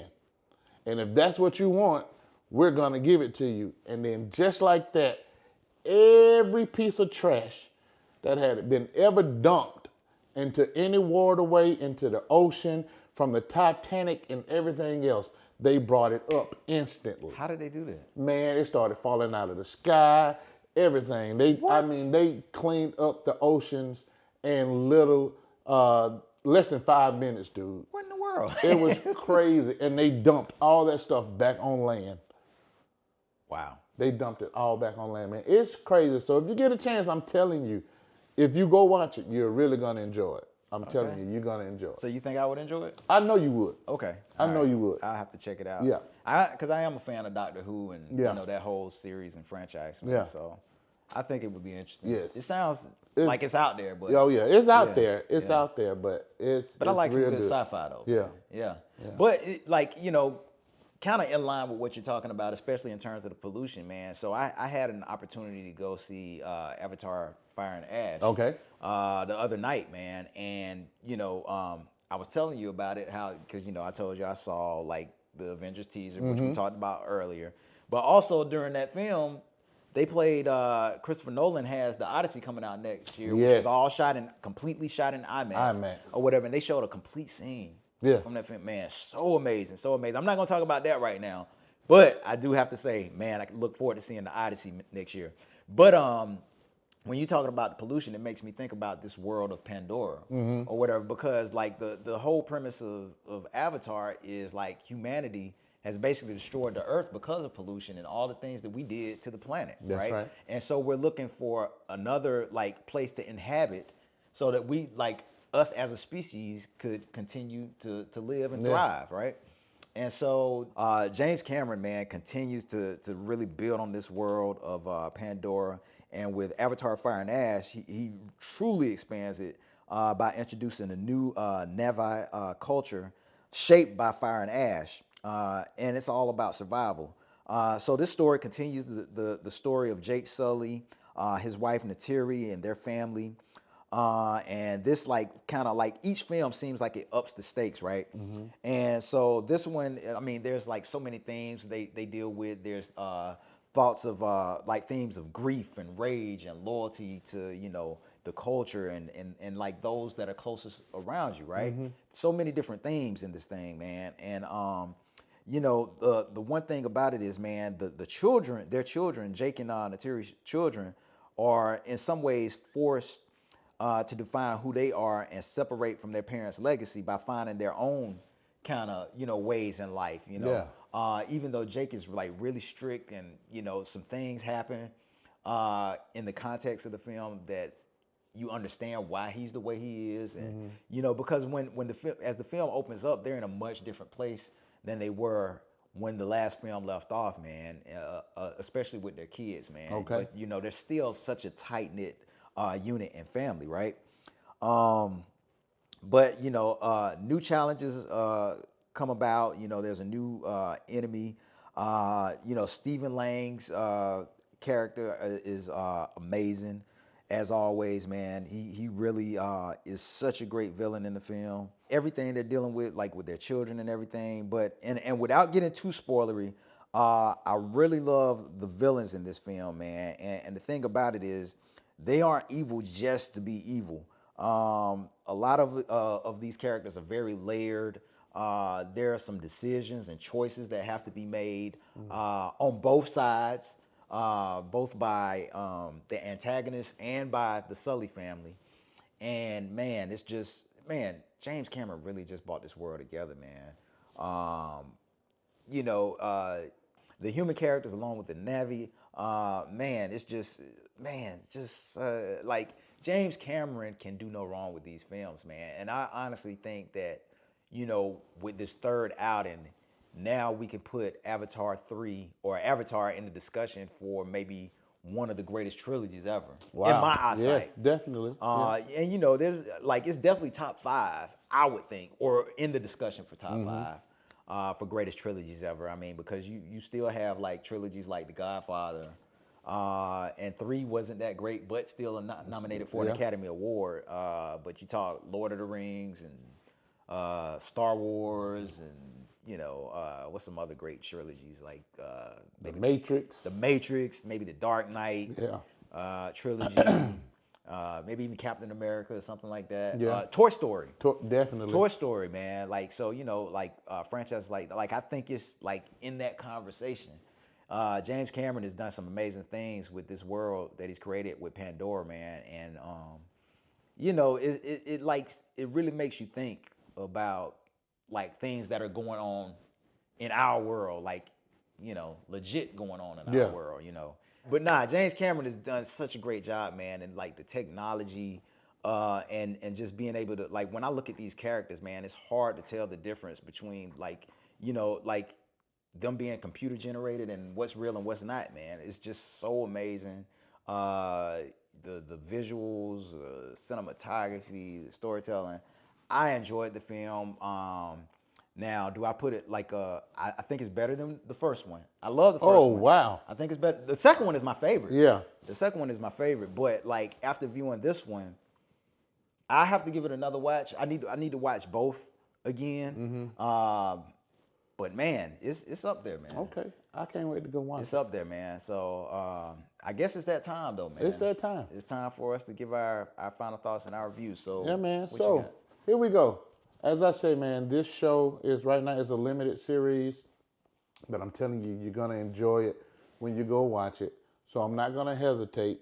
I give it 2 snaps. And you got the hat on. And I got that. It just ain't the little hat. Let me make sure. I don't know. You got the hat. It's just not the little hat. Oh, You man. good. Okay. You As long as I'm good. good. As long as I'm good. Man. You good, man. Okay. But nah, 2 snaps from. Hey, that's awesome, man. So, time for me to review Avatar: Fire and Ash, man. Again, I can't speak highly enough of what James Cameron has been able to accomplish with this world he's created in Pandora. It gets 2 snaps from me, man. Okay. I love the storytelling. Might be my favorite. I don't know yet. I'll have to sit with it a little while, watch the second one again.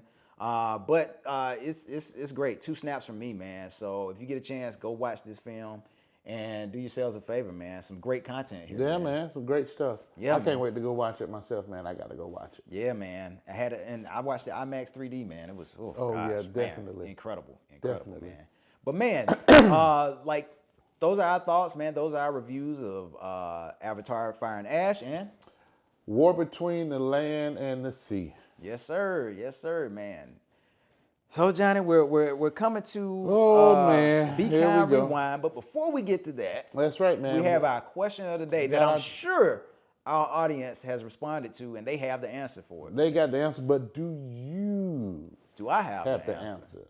Knowing that this That's is, the real question of the that's- day. yeah. That's the real question of the day. Do I have the you answer? have the answer? Okay. That's the real question. Even though I know this is your favorite, my favorite as well, but hey, here's my question again. In the movie, what type of soap is Ralphie forced to put in his mouth? Wow, man. Yeah. You said it was a lie. I did, man. I did. That's crazy. Oh, what kind of soap was Yeah, it? what kind of soap, man? I don't know. It's I think the soap made him blind or something. At least in his imagination. In his imagination. And yeah. what did his dad say? I think his dad told his mom, "Oh, I told you not to use Lifebuoy soap." Lifebuoy soap. That is correct. Good going, Bruce. Lifebuoy soap. Oh man. Yeah.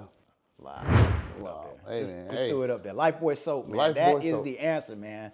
Yeah. One thing Ralphie said, and we'll talk about it in Yeah. the kind of rewind, but he said, all kids think about, like telling their parents like they did this to them or something like Yeah. that, and so like he's become blind in this dream that he's having because he was a dreamer. So funny. And it was so funny, man. So funny. And so he comes home and they're like, "What could have brought you to this lowly state?" And he was like, "It's soap poisoning." Soap poisoning. Soap poisoning. And they start crying, and that's when the dad says, "I Oh, told I you." told That's you it. not Told to you not to use use Lifebuoy soap. Yes. Classic, man. Classic, man. So, man, speaking of which, we're not gonna waste any more time, None. man. We're about to get into this Be Kind Rewind. Be Kind Rewind videos. I look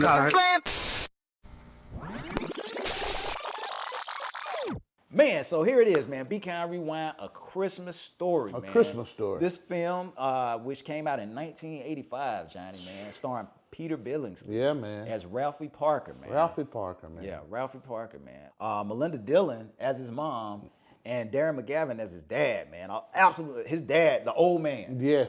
The old man, he was like my favorite character. Oh, in this yeah. thing. I love him, man, and the way that, and we're gonna get into it, but man, one of the things that I loved about the dad is they always had him talking gibberish when he was cussing. Oh, when he was cussing. Yeah, I always had him talking gibberish, man. But man, I know this is just as much one of your favorites as mine, man. So let's tell the audience a little bit about this movie and how it starts off, man. So, in this movie, man, you have Ralphie, who is this, larger than life character. Yep. He has a very vivid imagination. Yes. And I think that was probably the thing that really drew me to Same Ralphie. here, man. Same Because here. as a kid, my imagination was out there, dude. Yeah. I could imagine some of the most craziest things and make it fun. Yeah. But Ralphie, man, and the way they told this story, Yes. through his imagination and through his dreaming was so amazing. Yes. I loved it, man. It was where Ralphie wanted a particular present for Christmas. He wanted a Red Ryder BB gun. Yep. But his mother said he could not have it because he would shoot his eye out. Yep. You know, she didn't feel that was an appropriate kid's toy. Yep. And he started scheming, trying to come up with different ways to get that. Man, everything he put it in. He put an ad in the paper and everything. Everything, man. He couldn't wait to get to the mall to see Santa. Yep. So he can tell Santa he wanted that Red Ryder BB gun, and he was like, "I'll just take some Tinker toys." Yeah, knowing he didn't want no Tinker toys. Yeah, man. I mean Santa even had to push him down to slide with his everything he heard was, "You'll shoot your eye out." That's right. That's all he ever heard. Now, one of my favorite parts is when he's dreaming, imagining having to protect his household from the crooks who are trying to break Bart. Yeah. From trying to break in. Bart, now you get yours. That's right, man. So, you know, he saved the family with that Red Ryder BB gun, man. Yes, he did. Look there he is, right there.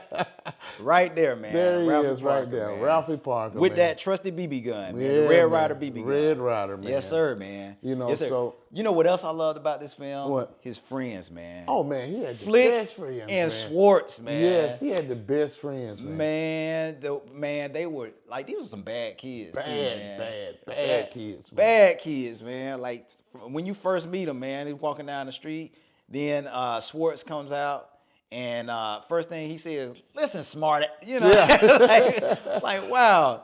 It's like, man, these kids are something else, man. But then, like, they go to school, and the classic tongue on the pole. To the flagpole, man. Man. Tongue to the flagpole. Very classic, man. Have you ever tried that or thought about it? I haven't, but I know somebody who did. Who? I won't say no names. Oh, might be a producer on this show. Ooh.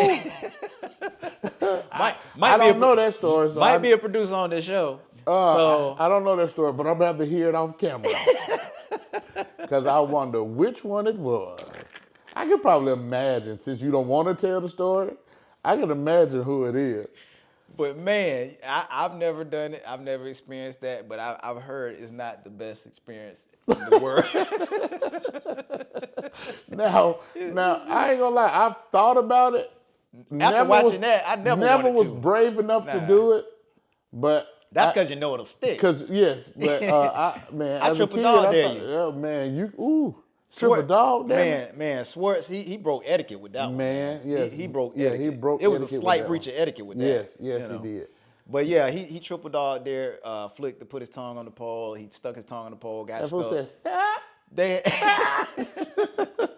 He'd be like, come back. The bell rang. You know, they had to get back to go to class. Man. And man, when the fire department showed up, his little arms were just flailing in the air. Man, and it was crazy. Such a great scene, man. Man, I loved how the mother used to always wrap Ralphie's little brother up. Man, Randy. Yeah. Randy, man. Randy was special. He was very special. He wouldn't eat. They had to try to figure out ways to get him to eat. And playing with his mashed potatoes. Yeah. It was crazy, Randy was crazy. Man. But man, Ralphie, it was so many different memories of this film, man. The little Orphan Annie. The Dakota ring that he was waiting on, man. And sitting there listening to, what was the radio show? Orphan. Yeah. Little Orphan Annie. Little Orphan Annie. Yeah. And he would get the little code. Yep. Yeah, man, that was cool. He got mad because it was a crummy commercial. Yeah, that's all it was. Crummy commercial? Son of a... Yeah. That was funny, man. Ralphie was a mess, man. I loved it. One of my other favorite scenes, man. Okay. And of course, like the dad used to have fits, man. Oh, yes, with the Bumpus' dogs, yes. man. Their dogs would give him fits, and like anytime he would come to the house, like he'd pull up, they'd be all over him. But 6 dogs at a time. All kinds of dogs, man. But one of my favorite scenes was when he won that award. Man. Well, he called an award. Yes. For solving like some kind of puzzle. Yes. Right. And so it comes in this huge, gigantic box. Crate. They deliver it, and almost smashes his wife into the wall, and he's like, "Watch the lady," you know. Yeah. But then, man, they put it down, and then he looks at it. He's like, fragile. It must be Italian. And she's like, I think that says fragile, honey. He's like, oh yeah. Classic, man. Classic, Love man. it. And then like the kids are just sitting there watching. He pulls out this leg lamp. Man. And man, one of the funniest things, man, is like when he puts it up, man, people may not notice, but Ralphie's sitting there and Sitting there just rubbing it, he's man. just rubbing the leg down, man. Yeah, Ralphie was in heaven. And the mother keeps trying to pull his hand off of Yeah. it, man. That was what was so funny about it. But then he lights it up, he goes outside, and then the neighbors are all sitting there and they're looking at it. And then one neighbor comes out, he's like, man, what's that?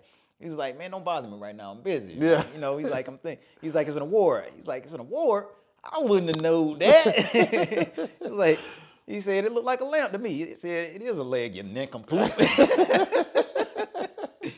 Classic movie, man. But then, now, we got to talk about this shirt right here, man. Come on, let's talk about it. Fudge, and where that came from, man. Yes. So, they go out to get a Christmas tree for Christmas. Get a flat tire. Yep. End up getting a flat tire on the way back home. And the old man, he loves the challenge of changing a flat tire, right? And so at this point, it's suggested that Ralphie goes out and helps his father, right? Mm-hmm. And so he goes out and helps his father, and then something happened, like lights blind him or something, and then the dad accidentally hits Ralphie's hand while he's holding the boats, and then all you know is they go flying. And in slow motion, all Ralphie said was, fudge.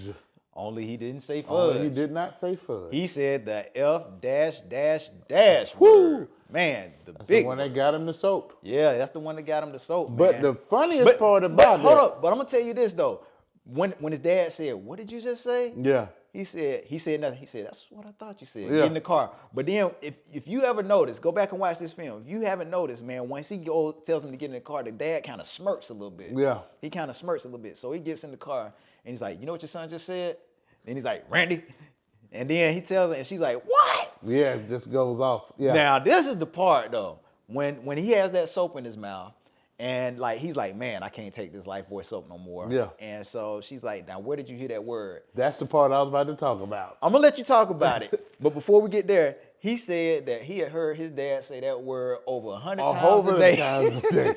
100 times a day. 100 times a day. Now, man. before I go into what happened after the mom told him, after he told his mom where he got that word from or who he heard it say, Yeah. you know, he had to lie on his friend.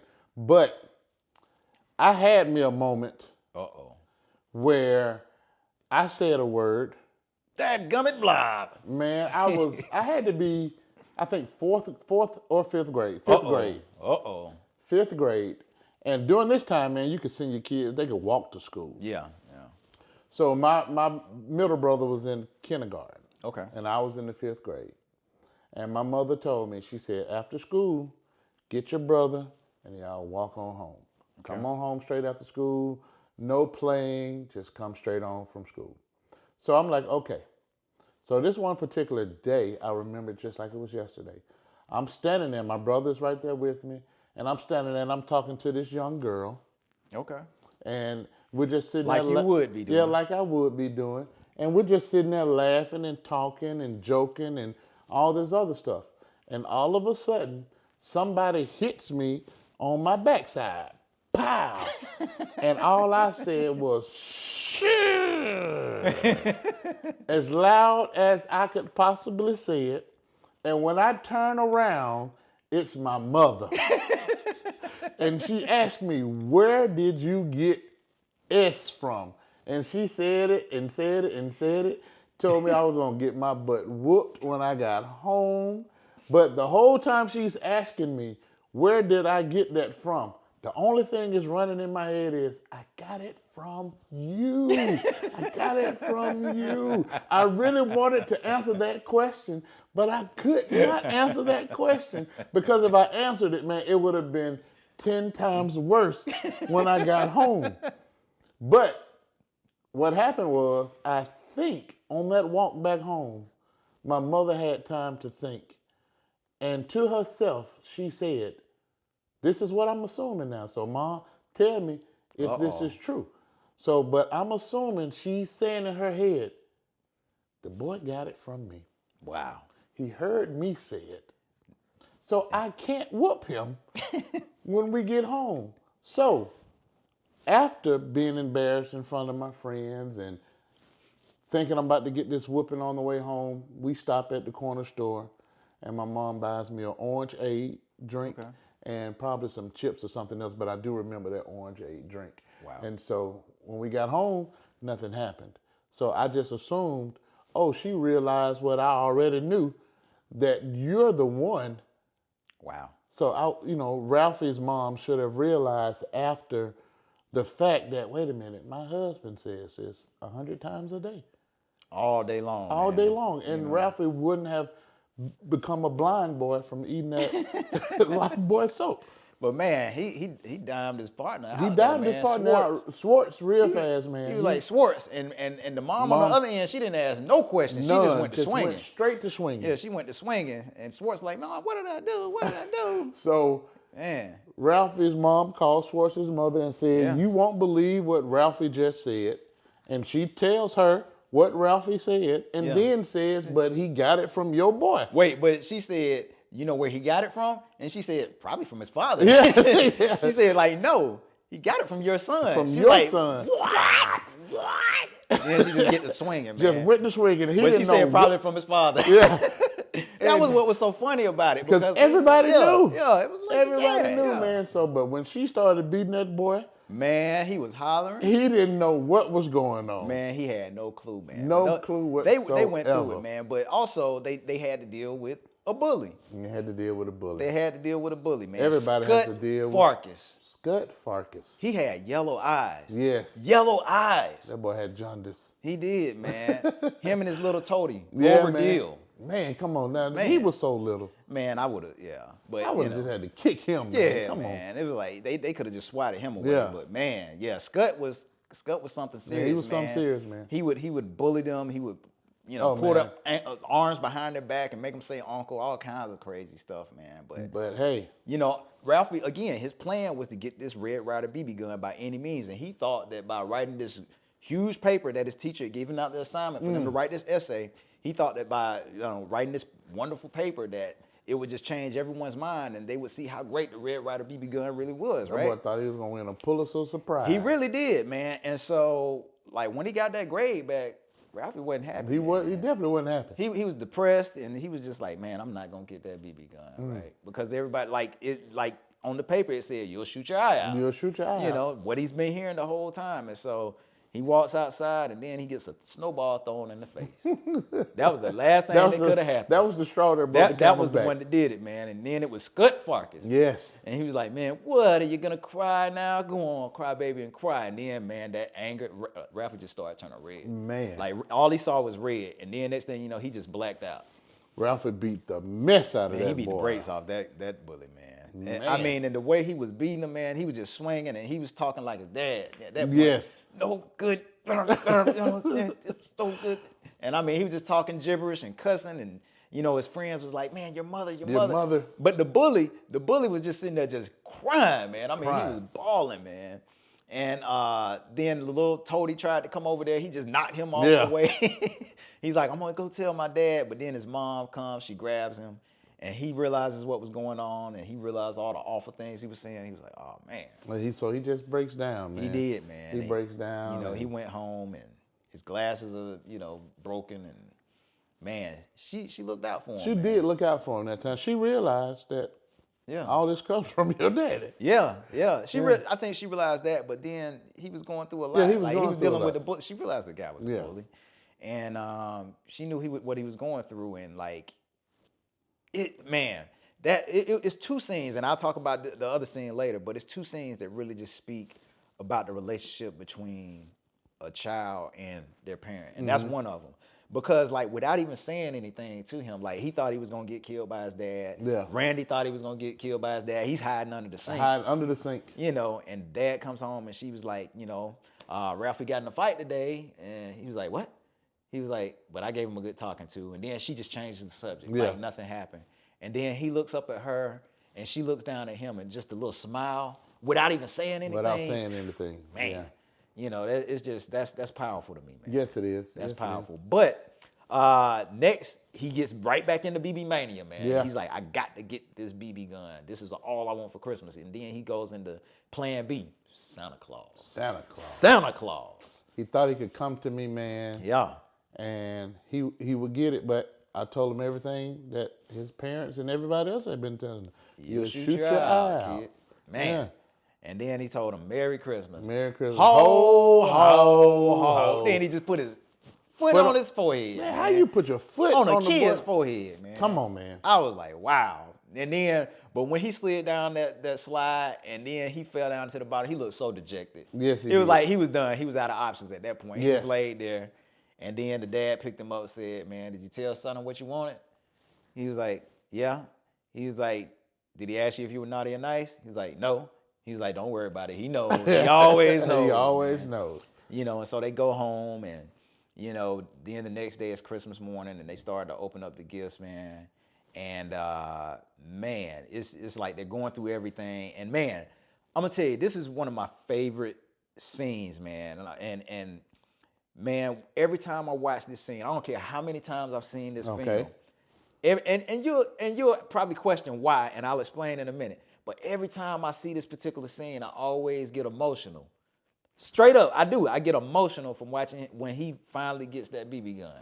And I'm gonna tell you, tell him that there was one more gift left. That's it, because like they've gone through everything, and then his dad is like, man, but okay, so they've gone through all the paperwork, like papers everywhere, and they've gone through all the gifts. They're sitting there on the couch, and he's just sitting there, and his dad is sitting there drinking the wine. He's like, you know, this wine's not bad, not good either. You want a sip? Yeah. And Ralphie's like, yeah. He's like, no, you don't. That's what his mom was like. So then he was like, you get everything you want? He was like, almost. Then dad is like, yeah, that's right, almost. And he was like, well, you know, that's life, you know. Yeah. Then he was like, hey, what's that over there behind the desk? Go check it out. Then he just kind of nudges him. Raffy goes and opens up the paper. And man, it's just like when he's opening it up, the dad stands up.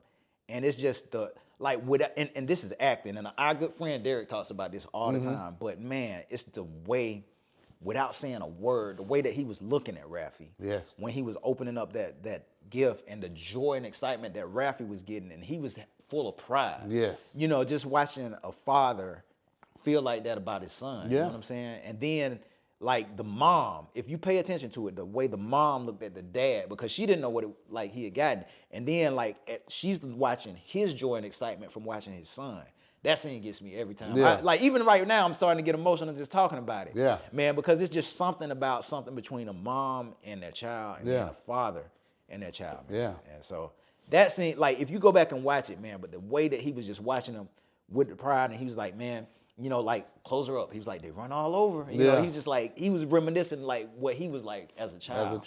And so, like, Ralphie finally got that BB gun, man. Yeah, that was like such a powerful scene to me, just without a lot of words and dialogue being said. But just like, if you go back and watch their eyes and the interaction between them and just the love that you knew they had for their son, man, it was just amazing scene. Amazing scene. But then they go out, Ralphie goes out, and what does he do? Shoots himself in the eye. He shoots himself in the eye. He shoots his eye out. Almost. Shoots his eye out. You know, he breaks his glasses and he goes back in. He comes up with a story about like an icicle coming down, breaking his glasses. The old man is a turkey connoisseur. Yeah. He's a turkey connoisseur, and he's looking forward to the turkey dinner, man. And, you know, while the mom is taking care of Ralphie, she's telling him not to mess with the turkey. But in the meantime, he goes to sit back down, and then what happens? The Bumpus' dogs come into the house and tear up all the turkey. All the turkey. And he was like, the turkey! And man, he ran, and he had that same look Raffy had when he slid down that slide. He was so dejected. Yes, he was. But he didn't let them dogs go without cussing them out. That's right. First. He was like, Bumpus says, sons of... I mean, classic, man. Then he tells everybody, all right, everyone upstairs, get dressed. We are going out to eat. That's right. So they go out to eat. And where do they go eat? To a Chinese restaurant. And so they introduced the Chinese turkey, yeah. right? And here's another little well-known fact, right? Like, a lot of people may not know this scene, but so in the filming of this scene, they did not tell Melinda Dillon that they were going to bring a turkey out there with the head still. With the head still on it? Yeah. But was it a turkey or was it a goose or a duck? It was a turkey. It was a turkey? It was a turkey. Okay. And so when they brought it out, if you go back and watch the scene, when they bring it out, she turns her head, and when she looks at it, she loses it. She screams and she laughs. And then if you pay attention, she taps Gavin on arm, the old man on the arm, and she's like, "I'm sorry," and then just keeps laughing.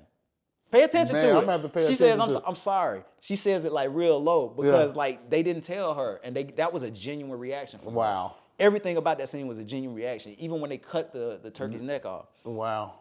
Genuine reaction, man. So all of that I'm was gonna have to go legit. and watch that. Yeah, that was a genuine reaction, man. And so then after that, they go back home. You know, the parents are, you know, they're looking at the, you know, outside at the snow and all the Christmas lights and just, man, such a beautiful scene. And then you see Raffi, and he's laying there. He's got his BB gun with a smile on his face, man. It's such a great film, man. It's what the holidays are about because it's family, it's heart, and it's just the chase of, you know, the magic of the season, man. Yeah, man. I remember like, and one of the reasons why it's so special to me is because I had something very similar to me happen like that, man. You know, like I remember this one year I wanted this Transformer, and I kept trying to get my parents to get it. And I'd opened all my gifts. It wasn't nowhere to be seen. And then I was like a little disappointed, but I was like, man, I still, you know, I guess. Yeah, got some good but stuff. then it was like, and I think that's the reason why I started to get like emotional when I see that scene, because it's like, it takes me back and I'm thinking like, well, maybe that's how they felt when they saw my joy when I was opening my gifts. So it was like, wow, you know. Yeah. So, man. But that's one of my all-time, no, not one, my all-time favorite classic. Yes. A Christmas Story. And I will say this, and I didn't mention it in our Take Two segment in terms of honorable mentions, but A Christmas Story Christmas, which is the long-awaited sequel. Very long-awaited. The original Christmas Story. I've now watched, that's on my Christmas list. I have to watch that every year too now, man. Okay. Because I feel that it continues that story. It definitely does. You know, there is something magical about that first one, but this, I thought it was a really good sequel to the original, man. Because if you've ever watched it, it's like a love letter to his old man. Yes. You know, for me, man, watching shows and movies like that, I think the part that really gets me into it is like the narration, the voiceover part. Yeah. The voiceover part, because it's the adult of the kid reminiscing of what happened. Yeah. So, you know, when I get a movie like that or a TV show like that, even like with the Wonder Years and things like that, that really did it for me. The Sandlot, you know, all those type movies, man, and TV shows, it's what really did it for me. So, man, always a favorite. What you got right there? And before we get there, so also the voiceover for A Christmas Story was done by Gene Shepard, who wrote the story of it. Here's another little well-known fact or unknown fact. I don't know if you know this, but he actually made a cameo in A Christmas Story as well. Yes. So you did know that? Yeah, I did know that. He was the guy in the mall that said the line starts back there. Yeah. This is the beginning. You know, the line starts back there. Like, so Gene Shepard was in the film. Oh, yeah. So Johnny's asking me what I have here. So I got a couple things here. So, one thing we did not talk about. What we did? Aunt Clara's gift to Ralphie.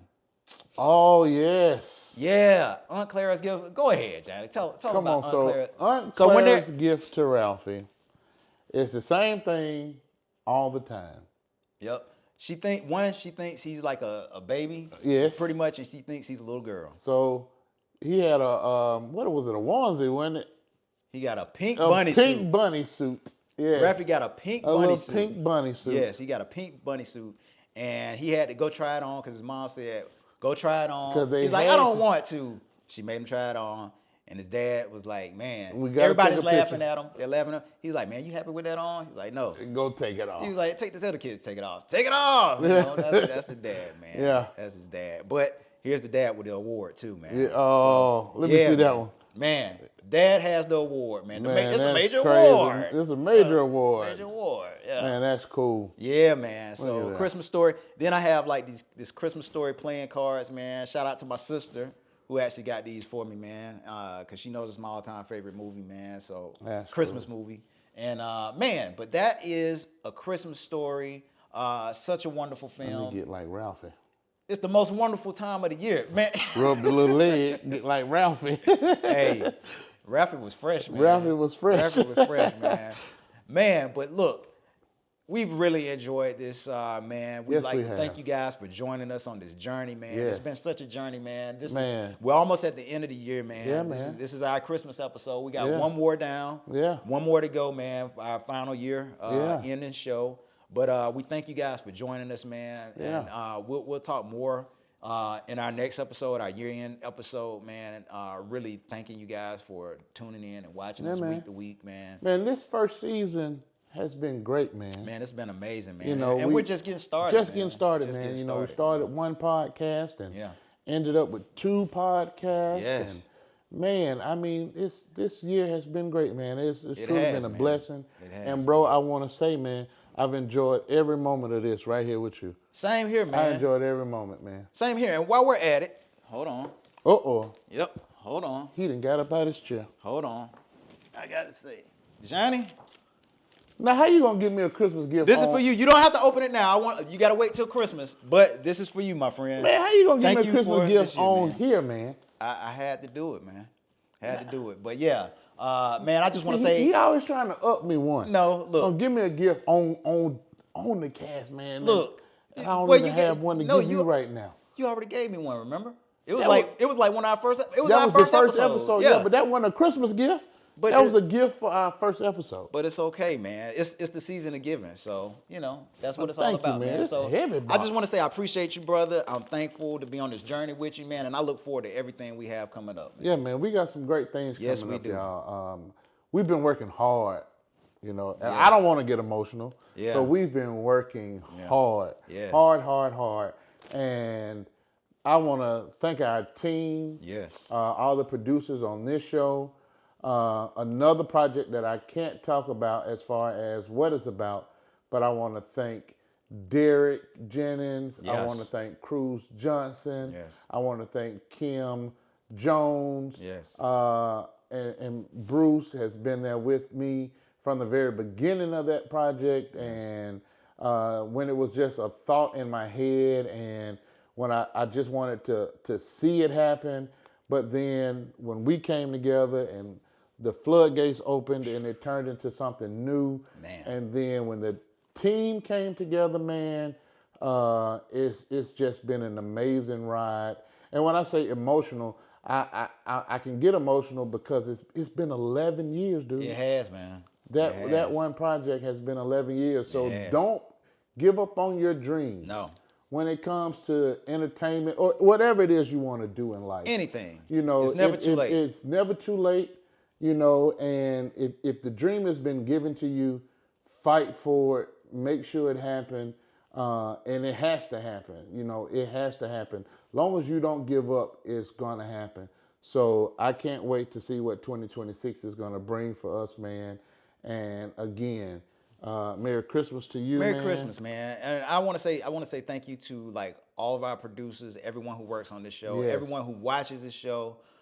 Thank you guys, man, because without you guys, there's no us. That's right.